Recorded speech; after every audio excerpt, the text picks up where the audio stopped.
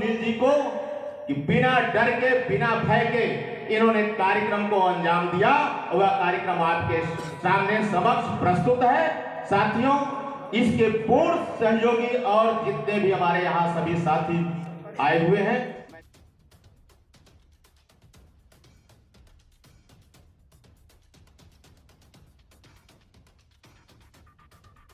Social media के माध्यम से एक कविता सुनी होगी।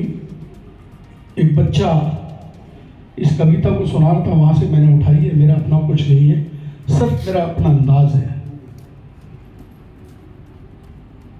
गिनती नहीं आती मेरी मां को, गिनती नहीं आती मेरी मां को, मैं एक रोटी मांगता हूं दो लेकर आती है। आजकल के मां और पिता का जो समाज में अनादर हो रहा है, हमें उसको रोकना है। हर पल का दीदार किया था, जन्नत के हर पल का दीदार किया था, जब मां ने गोद में उठा के प्यार किया था। मां को कह रहे हैं कि आज मां का दिन है, क्या सब कह रहे हैं कि आज मां का दिन है। जो मां को देखकर मुस्कुराते हैं वो एक जो मां के समान है। दवा असर नहीं करती तो नजर उतार, और मौत के लिए तो कई सारे रास्ते हैं। दवा असर नहीं करती तो नजर, कई सारे रास्ते हैं। माँ है साहब, पर जन्म लेने कहाँ हार मानती है। सिर्फ और सिर्फ परिवार में माँ है। परिवार में बंटवारे के हैं, माँ को देखकर मुस्कुरा लिया करो। परिवार में बंटवारे के हैं कई जन्नत के समान। जब माँ ने बेटों से पूछा, बेटो माँ को देखकर मुस्कुरा लिया करो। आजकल की जो क्या पता नसीब में तीरथ, उसको कहने का प्रयास किया गया है। जो माँ को देखकर मुस्कुराती है वो एक तीरथ की माँ और पिता के जिनको आशीर्वाद। दवा असर नहीं करती तो नजर उतारती है। दौलतमंद व्यक्ति होता है जिनके सर पे माँ और पिता का आशीर्वाद है। असर नहीं और जिनको सर पे माँ और पिता अभी आशीर्वाद माँ है साहब, दुनिया का सबसे धनवान व्यक्ति है। परिवार में बंटवारे के हैं कई किस्से। परिवार में बंटवारे के हैं कई किस्से। जब माँ ने बेटों से पूछा, बेटो बताओ मैं हूं किसके हिस्से। आजकल की जो व्यथा है उसको कहने का प्रयास किया गया है। हम सभी, क्योंकि माँ और पिता के जिनको आशीर्वाद मिलता है वो दुनिया का सबसे दौलतमंद व्यक्ति होता है। जिनके सर पे माँ और पिता का आशीर्वाद है, और जिनके सर पे माँ और पिता अभी आशीर्वाद देने के लिए बैठे, वो दुनिया का सबसे धनवान व्यक्ति है।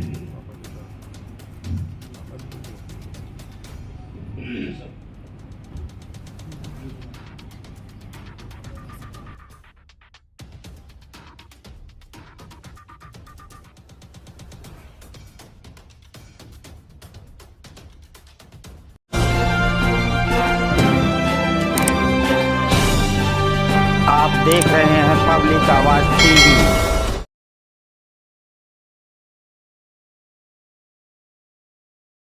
हर पल का दीदार किया था, जब माँ ने गोद में उठा के प्यार किया था। सब कह रहे हैं कि आज माँ का दिन है। सब कह रहे हैं कि आज माँ का दिन है। ऐसा कौन सा दिन है जो माँ के बिन है?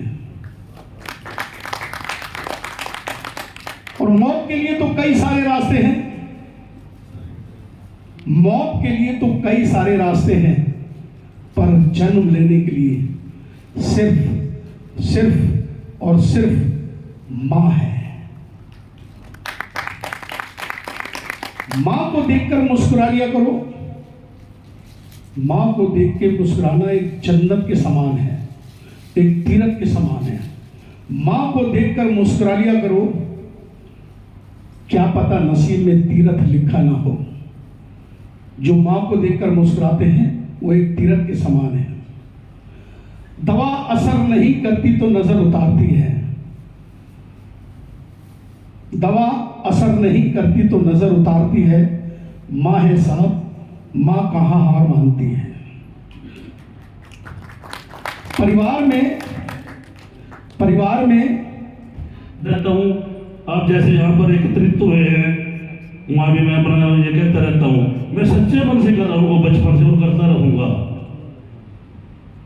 अब मैं थोड़ा शॉर्ट में बोल रहा हूँ, आप सब बुद्धिजीवी हो समझाओगे।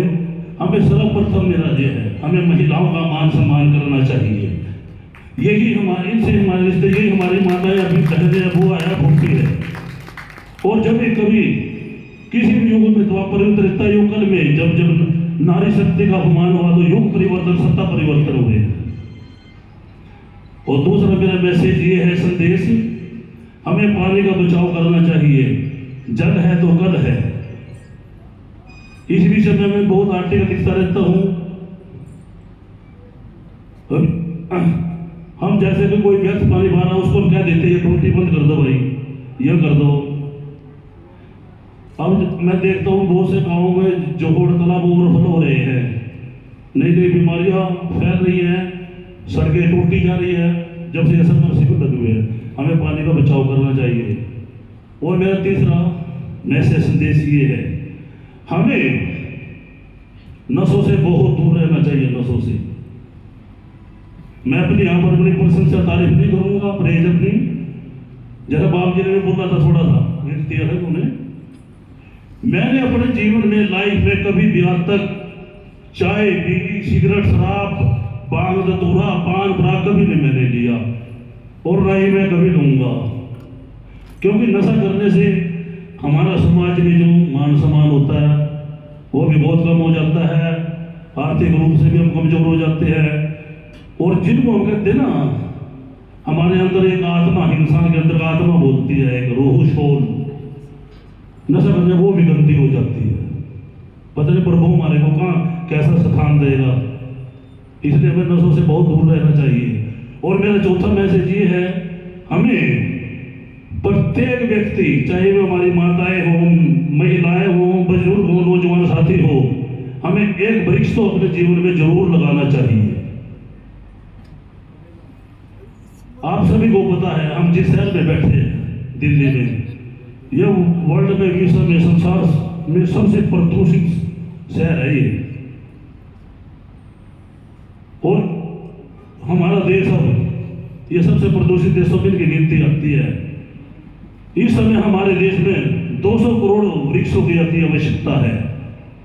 हम एक भी लगाएंगे ना अपने एक वृक्ष, तो बहुत वृक्ष लग जाएंगे। इसलिए हमें एक वृक्ष तो जरूर लगाना चाहिए। और मैं आज तक अपने जीवन में मैं 10,000 से ज्यादा वृक्ष लगा चुका हूं। और मैं पर्यावरण मंत्रालय भारत सरकार द्वारा भी सम्मानित हूं इस विषय में। मैं आपको वो बातें बता रहा हूं जो मैं खुद कर रहा हूं। मैं वैसे नहीं, कहते हैं ना, दूसरों को नसीहत खुद नसीहत, वो नहीं मैं कर रहा हूं। और मेरा 5वां मैसेज ये है, हमें कन्या भ्रूण हत्या रोकनी चाहिए। मैं अक्सर देखता हूं जब हमारे नवरात्र आते हैं ना, मैं देखता रहता हूं महिलाओं की बहुत सी टोलियां कन्याओं को ढूंढती फिरती रहती है। वे कब आवे, कब हमारे यहाँ आए, भोजन करके जाओ, हम अपने व्रत खोले, उनको ढूंढती फिरती रहती है। इसलिए हमें ना कन्या भ्रूण हत्या रोकनी चाहिए। इस तरह जो कन्या भ्रूण हत्या रही, हम आने वाले समय में किसको हम अपनी बहन कहेंगे, किसको बेटी कहेंगे। और इसके प्रति भी हमें एक दूसरे को सजग रहना चाहिए और दूसरों को भी बताना चाहिए। और ये मेरे विचार से मेरे व्यक्तिगत प्रश्न है। और बाबू जी कह रहे हैं, मैं वो डायलॉग भी आप लोगों को ताजा कर देता हूँ। वो यादें जिनको मैं अक्सर जानता था, बड़ा फेमस होता था डायलॉग मेरा। जब मैं सुराही में से निकलता था, मैं क्या बोलता था अपने आका को, पहले मैं हंसता। ब्लेड पर डाल दीजिए, ब्लेड जिससे हम शेप करते हैं उस पर डाल दीजिए, आप सो जाएंगे। ब्लेड और गुटका अपना काम करता रहेगा, सुबह गुटके ब्लेड की हालत खराब होगी। अब सवाल ये होता है कि गुटखा छोड़ने के बाद खाएं क्या। गुटखा छोड़ने के बाद सौंफ होती है, उसको तवे पे गरम कर लीजिए, उसको रगड़िए, उसकी दुम निकल जाएगी। उसमें आप मिश्री मिलाइए, चीनी मिलाइए, जो मर्जी मिलाइए, उसको ये समझ के खाइए कि मैं गुटखा खा रहा हूँ। 15 दिन के अंदर अंदर आप कितना भी बड़ा गुटखा खाते हैं, आप गुटखा छोड़ देंगे। ये भी जीवन के अंदर, ये भी एक सामाजिक कार्य है। खन्ना जी अभी मौजूद है, जो अभी आई हैं। आप लगभग 25 सीरियल्स में नेगेटिव रोल कर चुकी हैं, जो हमारे बीच में मौजूद है। रीना कन्नू, एक मिनट मुझे खड़े हो जाइए। तो ये बैलेंस बनाने का एक तरीका था। अभी आपको मंच पे बुला दी, धन्यवाद आपका। और अब हमारी और बहुत सारे साथी, मेरी बात आप समझ रहे हैं? जो हम 15 अगस्त के दिन, 15 अगस्त के बाद 16 अगस्त आएगा तो हम छोटे छोटे फ्लैग जो सड़कों पर पड़े होते हैं फेंक देते हैं। मेरे जैसे लोग फेंक देते हैं उसको ये नहीं समझते कि हमारा देश का सम्मान है। तिरंगा है, ये छोटा है चाहे बड़ा है, उसका सम्मान उठा करके उसको उचित स्थान पर रख दें। पिछली बार हमने YouTube पर वीडियो बनाई थी, मेरी जान तिरंगा है। बहुत अच्छा लोगों ने उसका रिस्पांस दिया, बहुत अच्छा उसका लोगों ने अच्छा सम्मान किया जी। हमारे बीच में विश्वविद्यालय यानी कि इस अवार्ड, अपनी इस धारा को, अपनी मसल्स को चमकाया दिखाया जनाब शिव कुमार जी हमारे बीच मौजूद है। मैं चाहूँगा कि आप इसका वर्ड हैं और आज भी उतनी ही तैयारी से फिजिकली फिट हैं और अपने साथ साथ सैकड़ों की तादाद में बच्चों को फिट करते हैं, रखते हैं। आप हैं शिव कुमार जी मिस्टर।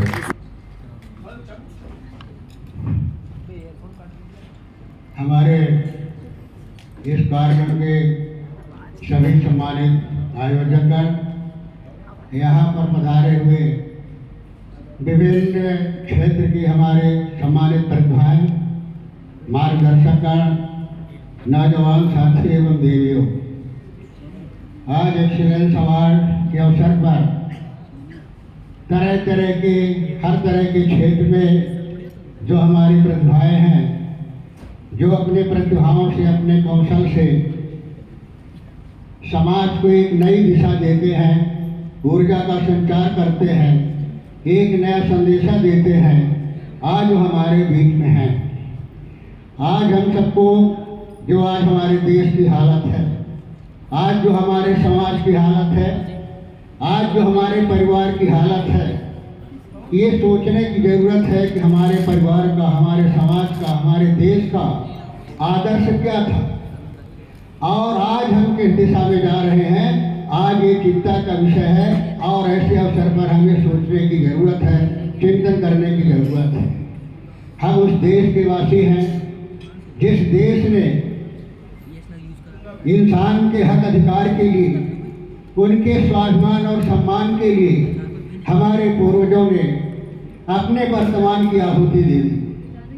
हमारे आप को भविष्य देने के लिए उन्होंने हंसते हंसते फांसी के फंदे को चूमा, उन्होंने सीने पर गोलियां खाई, शहीद हो गए, अपने आप को समर्पित कर दिया हमें आपको भविष्य देने के लिए। उनकी कल्पनाएं क्या थी?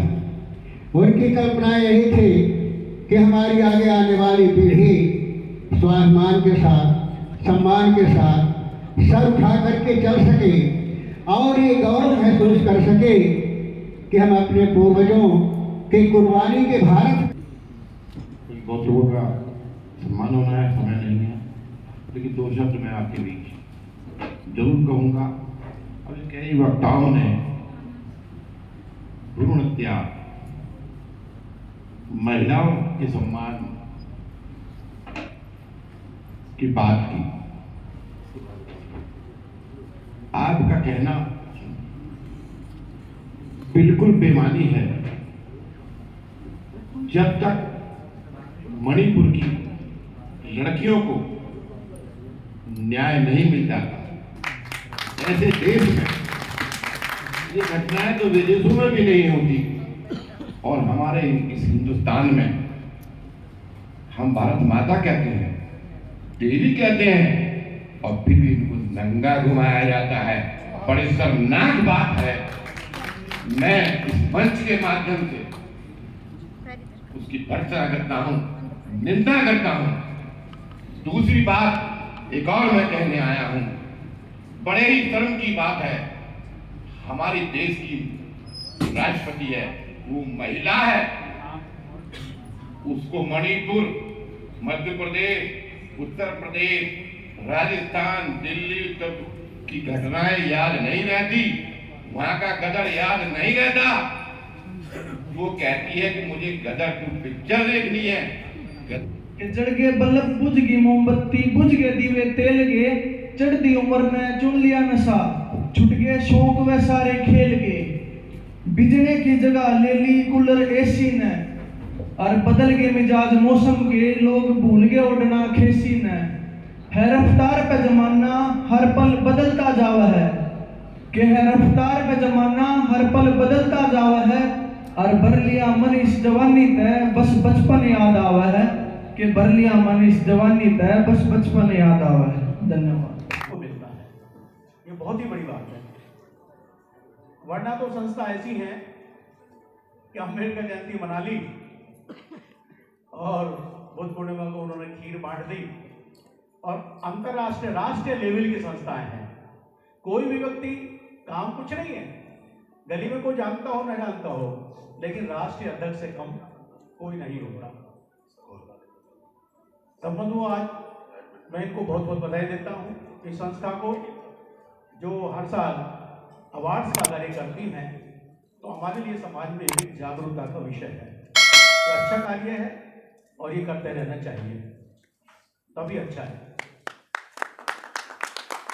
आज इस माध्यम से एक बात कहना चाहूँगा, बहुत आवश्यक है कि आज हम सभी लोग ऐसी विचारधारा में जी रहे हैं जो काल्पनिक विचारधारा है, सत्य पर आधारित, तर्क पर आधारित हम नहीं जी रहे हैं। विज्ञान, हम सारे व्यक्ति चाहते हैं कि हमारे बच्चे विज्ञान पढ़ें, विज्ञान से जिए, विज्ञान से सीखें, लेकिन जब सामाजिक स्तर की बात आती है तो हम कल्पना में बह जाते हैं, तर्क में नहीं जाते, विज्ञान की तरफ नहीं जाते, बल्कि कल्पना में बह जाते हैं, जिसका कोई उदाहरण नहीं, जो किसी भी दृष्टि से, किसी भी एंगल से सच दिखाई नहीं देता, तर्क पर सच नहीं है, विज्ञान के आधार पर सच नहीं है, हम उस तरफ बहे हुए हैं। और आज का माहौल आपको जानते ही हैं, हमें इस माहौल को बदलना होगा, हमें इस माहौल में परिवर्तन करना होगा, और जब तक हम इस माहौल में परिवर्तन करके काल्पनिकवाद की तरफ से वैज्ञानिकवाद की तरफ नहीं चलेंगे, तब तक हमारा संभव विकास नहीं है। और वो विज्ञानवाद क्या है, आप सभी जानते हैं, विज्ञानवाद, तर्कवाद है हमारा तथागत भगवान बुद्ध का दिया हुआ बौद्ध धर्म। धर्म एक ऐसी चीज है, हमारा बौद्ध धर्म ऐसी चीज है, किसी भी कसौटी पर कस कर देख लीजिए, तर्क की कसौटी पर कस कर देख लीजिए, विज्ञान की कसौटी पर करके देख लीजिए, हर एक कसौटी पर तथागत भगवान बुद्ध का धर्म, बौद्ध धर्म अपनी कसौटी पर सत्य निकलता है। इसीलिए बाबा साहब डॉक्टर बी.आर. अम्बेडकर ने सब कुछ छोड़कर अशोक विजयदशमी को 14 अक्टूबर 1956 को बौद्ध धर्म की दीक्षा ली, और कम से कम 10 लाख लोगों को बौद्ध धर्म की दीक्षा दिलाई। दो चीजों पे हमें ध्यान रखना है, वो मैं बार बार को नहीं कह रहा हूं, इशारा मेरा आप समझ रहे होंगे सब लोग। एक चीज तो तर्क है, तर्कवाद है, तर्कवाद में विज्ञान है, विज्ञान एक तरफ सत्य की कसौटी पर है, और दूसरी तरफ न तर्क है न सत्य है, हम कह ही नहीं सकते, उसके बारे में क्वेश्चन कर नहीं सकते, हम उसी राह में बहे हुए हैं, उसी राह में हम चल रहे हैं, आगे कब तक चलेंगे? क्या बाबा साहब डॉक्टर बी.आर. अम्बेडकर ने हमको यही सिखाया है? क्या हमें यही धर्म दिया है, यही सिखाया है कि हम बिना सोचे समझे कोई काम करें? भगवान बुद्ध ने कहा, अत्त दीपो भव, अत्त दीपो भव, अपना दीपक स्वयं बनो। अर्थात जो चीज आप कह रहे हैं उसको अपने मानसिक कसौटी पर ये देखो कि भाई ये वास्तव में सच है या गलत है। अगर सच है तो उसको मानो, और गलत है तो उसको छोड़ दो। तो मैं अंत में आप सभी को यह आह्वान कर रहा हूं कि आज का जो समय है अंधभक्ति का समय नहीं है। इस तरह से बदलाव वर्तमान में होना चाहिए। हमने कहा कि सबसे पहले इस देश का राष्ट्रपति आदिवासी दलित महिला होना चाहिए। आप मौजूद हैं और ये मेरा स्टेटमेंट आपके मंच पर 14 अप्रैल बाबा साहब डॉक्टर अंबेडकर जी के जन्म दिवस पर था और संयोग देखिए कि कुछ ही महीनों के उपरांत इस देश के सर्वोच्च पद पर हमारे बीच में राष्ट्रपति आदिवासी समाज से, दलित समाज से द्रौपदी मुर्मू जी हैं। भले ही उनके अधिकार या उनकी अक्षमता सीमित हैं, हम जानते हैं, उसके बहुत सारे कारण हो सकते हैं, लेकिन एक पद जिसे वो सुशोभित कर रही हैं अपने आप में बहुत गरिमापूर्ण पद है, गरिमामयी पद है और हमारे समाज के लिए बहुत ही बड़ा सम्मान है। अब मैं इस मंच से एक और मांग कर रहा हूँ और वो मांग ये है कि इस देश का भावी प्रधानमंत्री, आगे आने वाला प्रधानमंत्री दलित समाज से, आदिवासी समाज से होना चाहिए, ताकि एक परिवर्तन की जो कार्यरत हैं और अपनी प्रतिभा दिखा रहे हैं उनका सम्मान किया जा रहा है। और सुनील जी जो HD TV के एडिटर हैं, उन्होंने संयोजन किया है। वैसे भी वो राष्ट्रीय नागरिक पार्टी के मीडिया प्रभारी हैं, इसलिए भी उनका मैं बहुत बहुत धन्यवाद करता हूं और आशा करता हूं कि वो निरंतर ऐसे प्रोग्राम करते रहेंगे। साथियों, जहां तक अभी हमारे नेताजी ने बोला है, वैसे तो देश के अंदर विभिन्न पार्टियां हैं, विभिन्न सोशल क्षेत्र में सोसाइटी एसोसिएशंस हैं, लेकिन जो पार्टियां हैं, जो मैंने अपना अनुभव है वो ये है कि पिछले 75 सालों में जितनी भी पार्टियां हैं, चाहे वो केंद्र में स्थापित हों या राज्य में स्थापित हों, उन्होंने 3 प्रकार का बीजों का जो झुंझुना है वो लोगों को दिया है। जैसे व्यक्ति विशेष की विचारधारा, धर्म और समुदाय, ये सब लोगों को, नागरिकों को दिया है। इससे भला होने वाला नहीं है। जबकि भारतीय जो संविधान है, जो हमने पार्टी का निर्माण करा है, हमने जो संविधान की उद्देशिका है उसको हमने लिया है और जिसमें एक शब्द आता है नागरिक, और नागरिक का अभिप्राय होता है स्त्री पुरुष किन्नर इक्वल टू नागरिक। इसीलिए राष्ट्रीय नागरिक पार्टी ने 3 बातों में इसमें समावेश करा है कि राष्ट्रीय नागरिक पार्टी की विचारधारा किसी व्यक्ति विशेष, धर्म और समुदाय पर आधारित न होकर उससे ऊपर उठकर राष्ट्र के समस्त नागरिकों को आवास, शिक्षा, स्वास्थ्य, रोजगार, ये अगर हम देते हैं तो हमारा जो संविधान है सामाजिक और आर्थिक न्याय प्रदान कर सकता है। उसी के साथ जो शिक्षा प्रणाली है वो इंटरनेशनल हो, जिसे किसी व्यक्ति विशेष, धर्म, समुदाय से मुक्त रखा जाए। इसके साथ ही हमने रखा है कि राष्ट्र के समस्त नागरिकों को विधायिका, कार्यपालिका, न्यायपालिका, पत्रकारिता के साथ साथ समाज क्षेत्र में 49% स्त्री, 49% पुरुष और 2% किन्नर का प्रतिनिधित्व दिया जाए। ऐसी आशा के साथ हमने पार्टी का निर्माण करा है। हमें ये शौक नहीं है कि हम नेता बने, हमें केवल ये है कि जो प्रियम्बल चाहता है देश के अंदर वो सब नागरिकों को मिले। इन्हीं शब्दों के साथ मैं अपनी बात को विराम देता हूँ। जय नागरिक, जय भारत। समय सीमा का ध्यान रखें और भाषा की मर्यादा का ध्यान रखें कि ये कार्यक्रम किसी राजनीतिक पार्टी के मंच पे न चला जाए।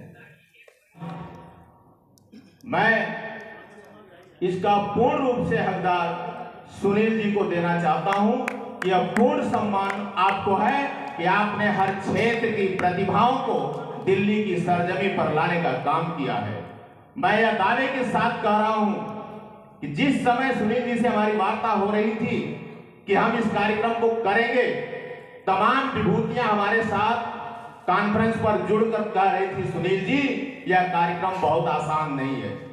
लेकिन मैं दांत देना चाहता हूं सुनील जी को कि बिना डर के, बिना भय के इन्होंने कार्यक्रम को अंजाम दिया और वह कार्यक्रम आपके सामने समक्ष प्रस्तुत है। साथियों, इसके पूर्ण सहयोगी और जितने भी हमारे यहाँ सभी साथी आए हुए हैं। मैं सभी लोगों का हार्दिक अभिनंदन स्वागत करता हूं कि पूर्ण रूप से इसका सम्मान सुनील जी को जाना चाहिए।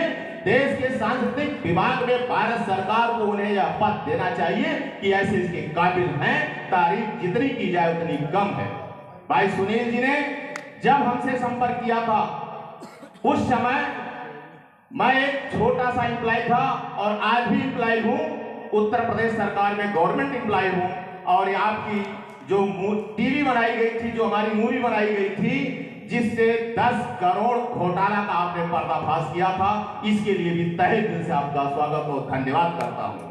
लेकिन आप सारे साथियों से मैं आग्रह करूंगा कि जिस क्षेत्र में आप लोग आए हैं, आप लोग से मेरी एक गुजारिश है कि आप इंडिया और हिंदुस्तान शब्द का इस्तेमाल न करें, अपने भाषा में भारत की बात करें। माता हमारी भारत है। जय भारत, नमो बुद्धाय, जय भीम। नमो बुद्धाय। कि इन छोटे से बच्चों ने इलेक्ट्रिक दिल्ली के अंदर बहुत साधारण से दिखने वाले व्यक्ति नरेश चौधरी जी, बहुत साधारण से, लेकिन जब समाज में जाते हैं तो बहुत बड़ा कद है, बहुत बड़ा दायित्व है आपका। मैं इस बात के लिए आपका साक्षी हूँ। अभय साहब, आपके लिए मैं एक शेर कहना चाहता हूँ, अगर आपकी अनुमति हो तो, क्योंकि हम तो शायर हैं साहब और हम तो एंकर हैं, हम तो अपने अंदाज में बोलते हैं। आइए साहब, अभय साहब। चांद को गुरूर है कि मेरे पास नूर है, चांद को गुरूर है कि मेरे पास नूर है, और उपस्थित हम सभी धर्म प्रेमियों को यह गर्व है कि हमारे पास अभय जैसा कोई नूर है, अभय सुनील जैसा कोई नूर है। मैं इस मंच के माध्यम से आपके माता पिता को भी प्रणाम करता हूं और हमारी भावीश्री जो कि सुनील जी की गृह मंत्री हैं, उनको भी मैं प्रणाम करता हूं। जय हिंद, जय भारत, जय।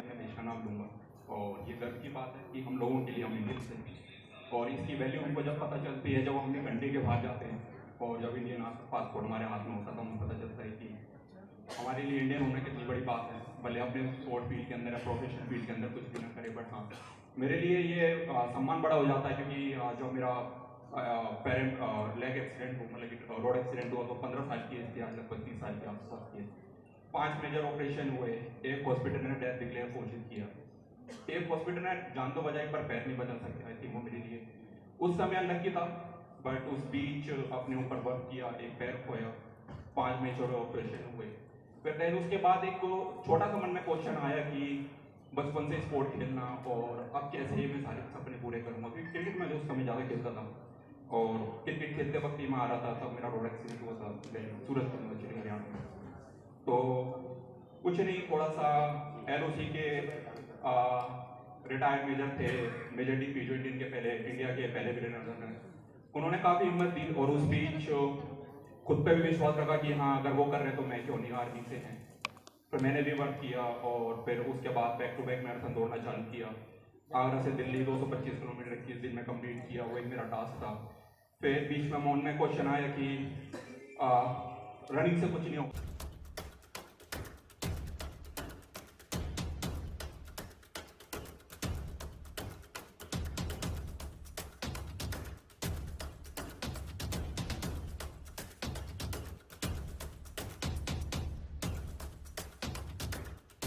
आयुर्वेद का नाम सुनते ही एक मन में आती है बात, करीब 5000 साल पुरानी ये एक पद्धति है। तो लगभग सभी को ये बात पता है कि हर घर में किचन से ही आयुर्वेद शुरू है। छोटी मोटी चीज़ों के लिए हम खुद ही आयुर्वेद को अपनाते हैं अपने जीवन में। एक तरीके से हम आयुर्वेद को हर दिन सुबह से लेकर रात तक हम आयुर्वेदिक तरीके से कुछ ना कुछ काम करते रहते हैं, जुड़े हुए हैं।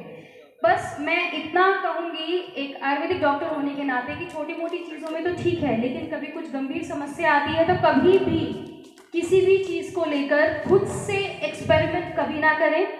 देखिए, आयुर्वेद एक पद्धति है, एक शास्त्र है, एक चिकित्सा शास्त्र है।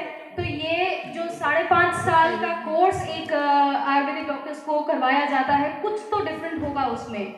तो घर में खुद से एक्सपेरिमेंट्स करने की बजाय आप डॉक्टर्स के पास जाइए और अपना जड़ से इलाज करवाइए। आयुर्वेद एक ऐसी चिकित्सा पद्धति है कि जहां आपका सर के बाल से लेके पैर के नाखून तक लगभग हर चीज़ का इलाज है। कहीं समय लगता है और कहीं समय नहीं भी लगता है। इसके अलावा यदि आप मुझसे जुड़ना चाहते हैं तो मेरी वेबसाइट है अद्वैत आयुर्वेदा। आजकल सभी लोग ऑनलाइन हैं, डिजिटल हैं, तो आप मुझे वहाँ इजीली सर्च कर सकते हैं। हर चीज़ के लिए कभी भी किसी भी समय आपको मेरी ज़रूरत पड़े तो मैं फाउंडर मिशन बहुजन बैंक, जिसमें हम लोग काम कर रहे हैं पिछले 10 सालों से, सोसाइटी के माध्यम से, कोऑपरेटिव सोसाइटी से। टारगेट है कि बाबा साहब ने 1923 में जो अपना थीसिस लिखा था प्रॉब्लम ऑफ रूपी, और हम जिसके बल पर कहते हैं कि भारत में रिजर्व बैंक ऑफ इंडिया का निर्माण हुआ, लेकिन ये बड़े खेद की बात है कि हम उस महानुभाव के मैसेज को आज तक नहीं समझ पाए।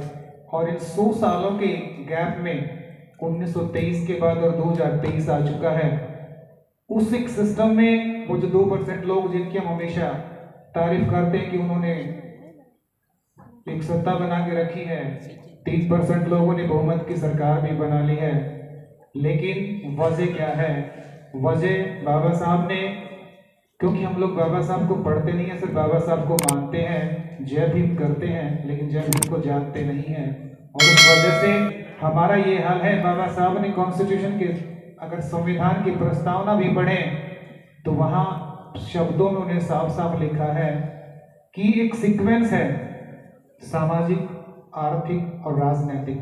अगर सीक्वेंस को हमने तोड़ दिया तब लोग फेल हो जाएंगे, क्योंकि 25 नवंबर 1949 को जो बाबा साहब का अंतिम भाषण था, उन्होंने कहा था कि आज हम 26 जनवरी 1950 को जैसे संविधान लागू होगा, हम दुविधाओं के ऐसे दौर में प्रवेश करने जा रहे हैं जहां हम पॉलिटिकल रूप से तो इक्वल हो जाएंगे, एक आदमी एक वोट एक वैल्यू के अधिकार को पाएंगे, लेकिन सामाजिक और आर्थिक रूप से गैर बराबरी बनी रहेगी।